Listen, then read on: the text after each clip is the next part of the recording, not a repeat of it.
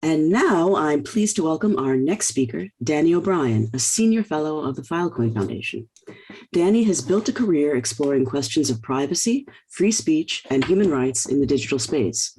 And his work at the Filecoin Foundation is centered around restoring the original promise of the internet, radical decentralization. In his talk, Danny will share with us some decentralization lessons from Webs 0 to 3, so that we can learn from prior efforts to create and maintain the public goods of the internet and the open web. Welcome, Danny. Thanks very much for having me, Carla. So I called this Stable Orbits, this talk, and it's going to be a little bit sprawling. I feel like I'm trying to compact a 4-hour talk into 30 minutes here. But as Carla said, I'm really interested in continuing this conversation, and I'm hoping to kind of try and shorten it by catching this talk, this audience where they are right now. So to kind of start with a recap, weirdly, I think that it's interesting that we have at least one fundamental question that I've been asking, which is, are we creating new and exciting things, or are we creating new ways to support new and exciting things in this community? And I think the answer is has to be kind of yes, right? We're doing both things simultaneously. We're voyaging into creating new public goods, in particular, public goods that perhaps haven't been supported by previous systems, and an entirely new class of public goods, like networked public goods. Well, if not new, then certainly a fairly recent phenomenon. This sort of duality is particularly poignant for me because I sort of face it every day. I work at the Filecoin Foundation. For those of you who don't know, we're an independent organization that was defined and then spun off. It was defined in the white paper several years ago that described how the Filecoin ecosystem was going to work. And then we were spun off at the moment of mainnet launch, which was over a year ago now. And our job, as specified in the white paper, is to act as a kind of steward for the ecosystem. And as we sort of rolled out, we realized that we actually had another responsibility, which was to act as a steward and funder and supporter for the wider ecosystem, the meta ecosystem, if you imagine. Filecoin has a fairly narrow pursuit, which is storing the world's most important information, an incentive system designed to create a new generation of decentralized storage. But that's only part of the decentralizing story. That's only part of what we anticipate should exist and should succeed if we're really looking at a new generation of networked public goods and systems that will enable people to kind of escape from the kind of lock-in that we've seen over the last few years. And from my point of view, in some ways, this is sort of an exciting job to be in, right? And an exciting moment to be in, right? For one thing, we have this sort of success story in the past, right? The ecosystem, the decentralized ecosystem of the Filecoin network, to use the phrase coined by Kevin Kelly, and I think stolen from saltwater aquarium enthusiasts. The ecosystem has popped, right? The little crypto economics is working. The little thing is moving along, and everything that was originally constructed is doing its part to incentivize different people in quite a complicated crypto economic structure. So that's great, right? And we also have like a funding model that is not only driving that in the crypto economic system, but is also funding this stewarding work. So in some ways, we're an existence proof for the kind of funding models that we're talking about here. We have a grant from the initial Genesis block of 100 million Filecoin. And that's what we're using to act as this sort of steward. So I always tend to think of these new network projects, and one of the reasons why I think we're all interested in how to learn how to build incentives better, as if you've ever seen Theo Janssen's Strand Beasts, and if you haven't, you should Google it. They're these amazing wind-driven sculptures on beaches that kind of a little puff of wind blows and then they start rolling, and they're designed to keep rolling, keep going based on a tiny little initial push. And of course, this is sort of the space that we live in. We build these incentive systems, of which I think this was the major innovation of the Satoshi paper, where all the incentives are built in and then the system goes grinding on. And if Theo Janssen is too abstruse example, it's maybe think of it like setting a room broth to clean your house, and you're not allowed to touch it afterwards, right? Like you set it going, and then it autonomously beetles around, and then the job of these sort of satellite mini institutions as to, if it looks like it's maybe going towards the carpet, nudge it away and then go, okay, we'll put in a little thing to make sure that that doesn't happen anymore.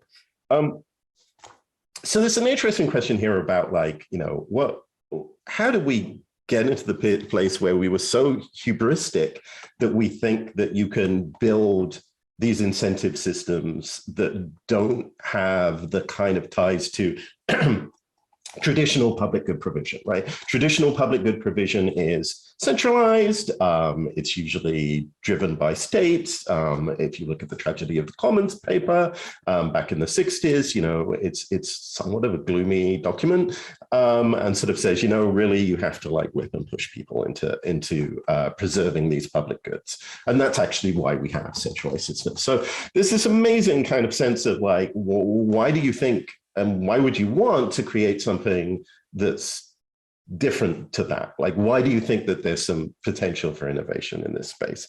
Well, I think there's a couple of almost mutually contradictory aspects to this. One is, I think in the last 20 years, we've had this sort of fascinating existence proof, right? That for those of the community who grew up with the growing of the internet, which I think is everybody over the age of 10 at this point, you got to see, at least in some parts, a similar strand beast, right? This thing that didn't really have anyone in control, that wasn't being centrally managed, but was like trundling around, gradually expanding and creating this public good at pretty much every level, right? So you have TCP/IP, you have the network growing, people plugging in things on the side, and it eventually becoming a globally spanned network. And secondly, the content on top of it, right? Like you have people voluntarily throwing up web pages and building up this amazing free database of knowledge in a way that sort of defines for everybody the kind of idea of a networked public good with no kind of governor running the whole thing. So I think one of the reasons why we think we can do this is because we've seen it done before. The second part is kind of sadder, though, in that we've also seen this kind of fail too, right? There wouldn't be, you know, there wouldn't be such an effort on behalf of organizations like us to rebuild or re-decentralize the internet if the internet had, and the web had like a Roomba happily bounced around, sort of distributing the wealth, distributing the power, and giving the autonomy around the whole expanse of internet users. And the truth is, you know, I think the other driving part of wanting to find new funding models and new organizational systems is a sense that that some parts of this weren't a stable orbit, right? Some parts of these things kind of begun to pull back in. And that's something that needs a new sort of burst of innovation. Like somebody has to come in and start nudging and pushing this in part. And, you know, I don't want to be particularly doctrinaire here about like who is going to come in and move these things around. I think this community is interested in the generation of, or maybe even the restoration of network public goods through these decentralized principles, because these are the things we're excited in. But of course, There are centralized systems, there are governments, there are states, there are other historical institutions that create public goods or support them, who also have an interest in resetting this so that the orbit returns to stability and we don't have this collapse. The other part of it, though, is that underlying all of this concern we have about the consolidation of Facebook, Google, Apple, Amazon, right? The fundamentals also seem to work, right? Like we have underlying this sort of things like TCP/IP, HTML, email, DNS, which have not consolidated in quite the same way. And I must preface this by saying that in a previous life, I used to work for activist organizations that spend a lot of time worrying about all of these levels of the stack and to what degree that they were coming under the control of individuals or small groups who will use that power to damage the civil liberties or the fundamental human rights of users. I've spent a lot of time critiquing these whole systems. So I'm just going to flip out a little bit. Now it's kind of my job, or part of my job, to work out how to do this stewarding myself. I have to go back and look and say, okay, some of these stewarding roles have actually functioned pretty well.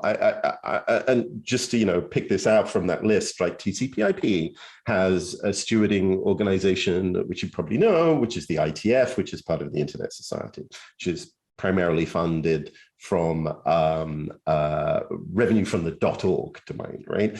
DNS, perfect segue, is run by ICANN, ostensibly at the very top of what is probably the most centralizing bit of technology in the original internet stack.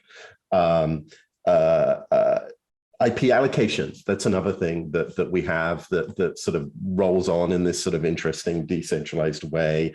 HTML, sort of stewarded by the W3C. You have the WG, you have a sort of cluster of standards groups there.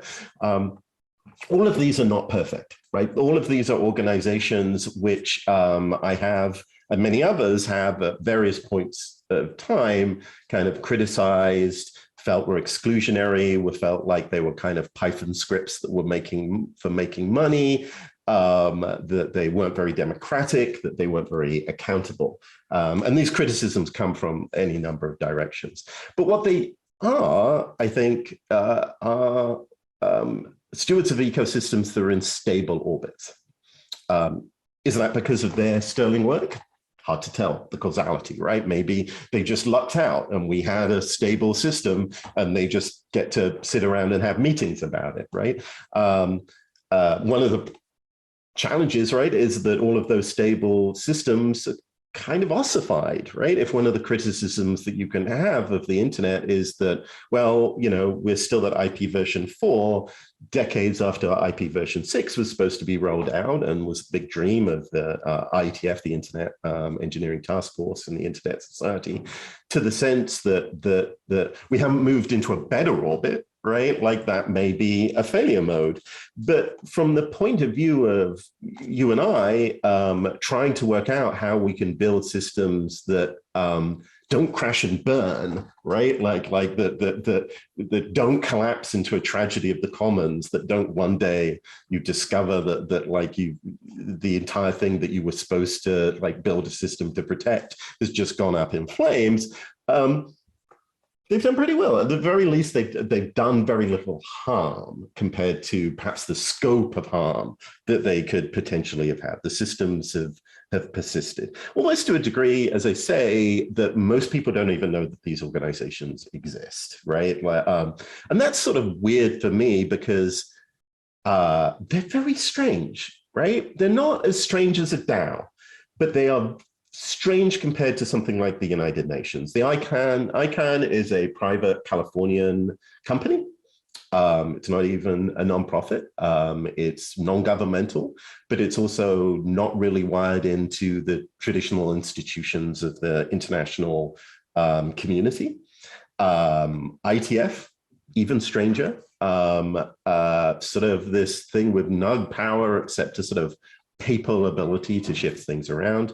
W3C, again, you know, a kind of close to being a standards body, but a standards body that people sort of move in and out of, that standards kind of shift around, and really sort of relies on kind of the papal figure of Tim Berners-Lee to drive its authority. These are strange organizations from a point of view of public good provision.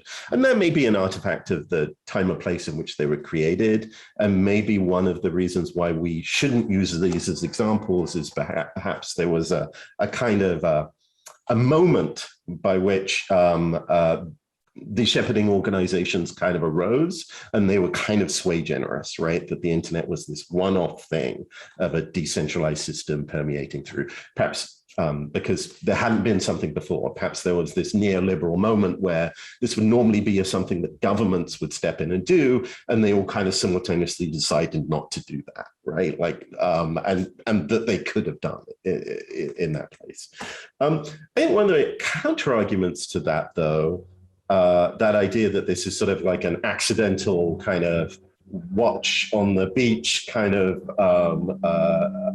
watchmaker moment, is that we've also seen kind of very similar decentralized, spontaneous, emergent order kind of pop out since then.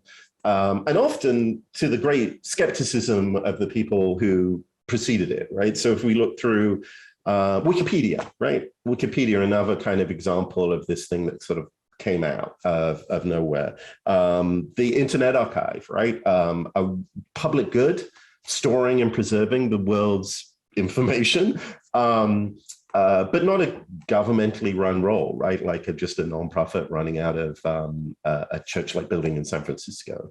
The Linux Foundation, right? And Linux as well, kind of another one of these products. I don't really need to belabor this because you all know these sort of ecosystems that are the inspiration for this.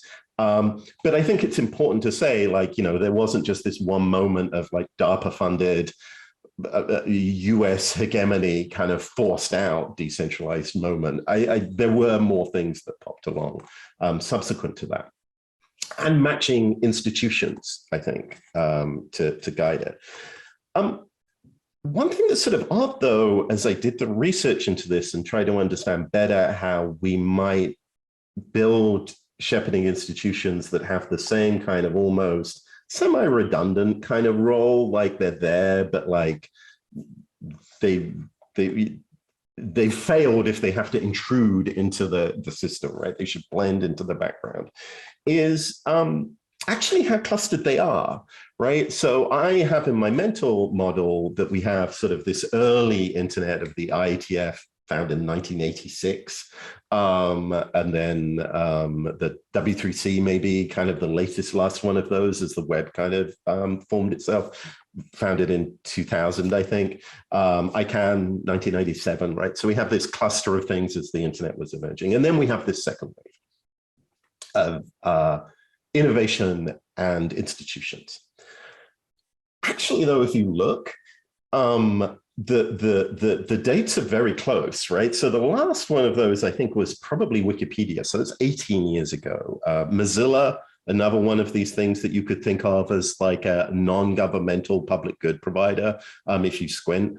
1998, the Internet Archive, 96, Linux Foundation and Linux in general, 2000. I'm going to throw in my old alma mater, EFF, here. I think there's a role you can imagine for an advocacy kind of shepherding organization. 1989, right? 1990. Very, even preceding a lot of these things. And after that, nothing, right?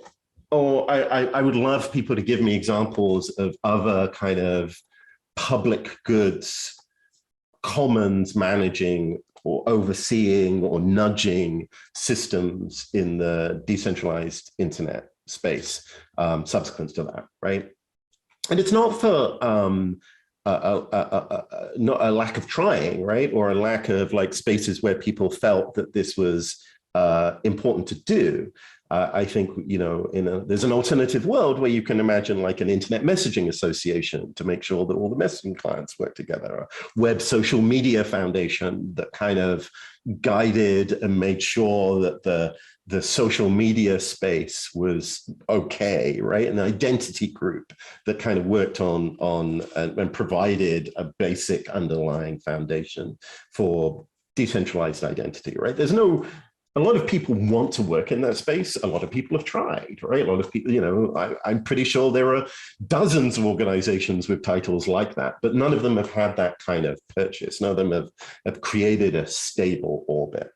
And so why is that? Okay, some really easy examples or arguments, I think, things that I came up with and we talked about this, is that maybe there just aren't that many Schelling points anymore, right? Like if you wanted to be a steward of the internet in 1990, you would probably go and hang out at the IATF, right? If you were interested in preserving the web, you would probably have gone to the W3C or hung out with Tim Berners-Lee or emailed him, right? Now, as the web has grown, we don't have that moment of being able to spontaneously declare a place where we're all going to meet and help manage all of this, help garden it. I don't want to give this idea that these people are in charge, right? They're just sort of strangely placed to do this sort of monitoring and support and directing of funding, to bring us back to the topic of today.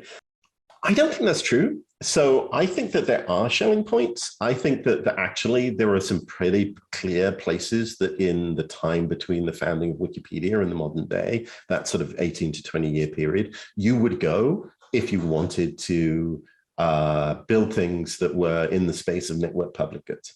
And I think, ironically, those places would be companies like Google, companies like Facebook, companies like Apple. And I know it's sort of hard to convey, but that one of the really weird, disturbing things about watching the last 20 years has been watching those companies who are now kind of definitely viewed as potentially damaging to the wider commons of the internet, right? Like a sort of pulling out information and extracting or enclosing it rather than fostering it, were originally the places that if you wanted to do that work, you would probably go to and work, right? If you wanted to build a mapping system for the whole world, right, you would apply and join and be very excited about working in the Google Maps department. If you want to design a tool that was, a bicycle for the mind, right, a beautifully designed object, you would go and work for Apple. And again, I don't think anybody thought that it was particularly weird to do that in those communities. And now we definitely have a lot of people that are employed pumping out public goods in certain form, network public goods, with their home base as being these institutions. The open source ecosystem famously is kind of driven by this, right? That you probably use a bunch of open source tools that have been freely developed, handed out, supported by one of these giants. And that's not seen as a good thing, right? Because they're either doing that and kind of have a weird kind of like control over these public goods, or they're not, and those public goods are kind of wilting on the vine because they lack the funding model that effectively these big companies have stepped in to provide it. I actually think this is the fundamental reason why we're in this strange moment of we have existence proof that decentralized self-funding systems have a potential to work in an autonomous way, right? The Roombas, the Strand Beasts can proceed and they will succeed even though there's nobody in charge of them. And this moment of like, but bits of this have collapsed, right? Bits of this are in unstable orbits. And I think the reason is that we didn't build these institutions in these 20 years, right? We had this moment of not building these shepherding systems, not even thinking about how to fund it. I think Wikimedia and Wikipedia, Wikimedia and Mozilla show kind of these halfway houses, right? But mostly after that, nothing, because the people who do that kind of thing are in these companies. What does this mean, right? What does this mean for funding? What does this actually mean for those exciting things we're going to create? Like going back to my original couple of questions, right? Are we trying to create exciting new things? Or are we trying to create exciting new funding models, right? We're doing both, but it may be that one of the things that we fundamentally have to do is use these new clever funding techniques to support really boring infrastructural stuff that is missing from the thing that inspired us all, the internet. I got 3 minutes to tell you the solution to all of this, which I don't have.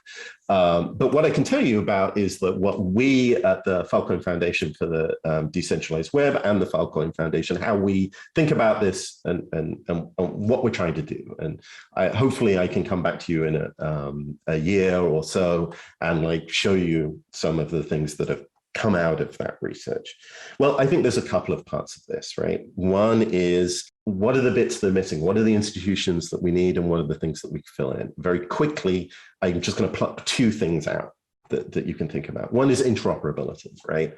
Google, Facebook, Apple, Amazon have a certain degree of interest in interoperability, but not really, right? They're not well placed to do that work. Their incentives push them out of a good orbit on that.